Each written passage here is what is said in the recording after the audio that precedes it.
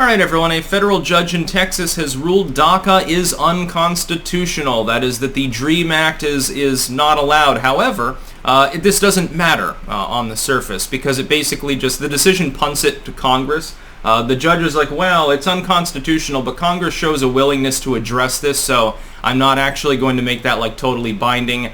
You can work it at the legislative level, and then maybe SCOTUS gets involved thereafter. This is what happened with the NSA spying, you'll remember. This is how Ted Cruz stabbed Rand Paul in the back. I've spoken about that several times. What happened is that the courts found NSA spying violated the Fourth Amendment. But because Congress was talking about wanting to amend the spying program, they said, but we're not going to stop the spying. We're going to let you address it. Rand had wanted to do away with the NSA spying. He was trying to filibuster. At the 11th hour, Ted Cruz breaks the filibuster because he's achieved a deal. What's that deal? Oh, we're going to spy a little bit less because we're going to have private firms host the data instead of the government holding it directly. Well, we're not violating your Fourth Amendment rights. Technically, we need the permission of the private business in order to divulge that private information. We're not violating your rights. We're just asking them nicely for proprietary personal information from you without a warrant. We really worked around that one. This is why I probably wouldn't vote for Ted Cruz. Like, if he's the Republican nominee, it's not likely that I'll support him. It's more likely I'll vote for myself or Mickey Mouse or the fucking cat. Maybe vote for the Democrats. Teach those fucking Republicans a lesson. Here's the thing, though. What I expect to happen, what this allows is that the people who came in under the DREAM Act, who, they continue not to break any laws, they've got their GED, high school diploma, they're in college, military vets, and I think there's a fifth category in there somewhere. They're allowed to stay. But here's the problem.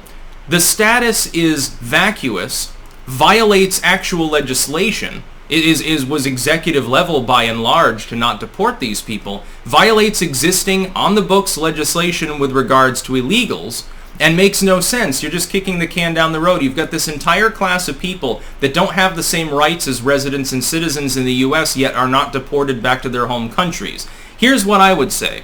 The Dreamers are fundamentally different from most other classes of illegals, in that they did not come voluntarily. And in some cases, they don't speak their native country's language. They don't know anything about it. They were brought, Mamacita brought me as a 3-year-old. What the fuck? I don't have anything to do with Venezuela or Colombia or anything. The problem is that those people, technically, they have no country of origin to actually lay claim to them. If they don't speak the lingo, they don't know anything about the culture, the law, anything like that.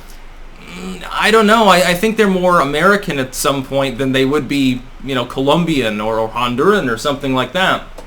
But the problem is that the Democrats under Obama and increasingly still now, they kicked the can down the road for the Dreamers. These are people who didn't, they weren't trying to break a law. They were little kids and sometimes babies at the time. They don't know anything else. They're brought by parents, relatives, whatever, unaccompanied minor in some cases, and I can't fault them. They've gotten their diploma. They're not breaking any laws other than the fact that they're in this technically illegal status. They're not doing anything wrong. Some of them probably like, well, I would like to go see Mexico, but, I don't even speak Spanish. It's a big problem. I couldn't find my way. I don't practice Catholicism. Help me. And then you've got legal immigrants, and the backlog as far as the legal immigration situation is 2 or 3 years delayed now because of COVID and shit. But yet the Democrats would rather focus on the over 10 million illegals. They're not Dreamers, so they came as adults, often economic migrants. In some cases are criminals, sometimes violent felons, still get catch and release. They're not even attempting to legally immigrate, they jumped over a fence. Those are the groups that the Democrats wine and dine. With the Dreamers, they kick it down the road, year after year after year after year, even when they have the capability to do something about the situation, and they could. They've got the votes right now, so that if they just negotiate with the Republicans and get a couple of them on board, and I guarantee they could finally solve the problem of the DREAM Act. They could easily do that, but they'd rather grandstand.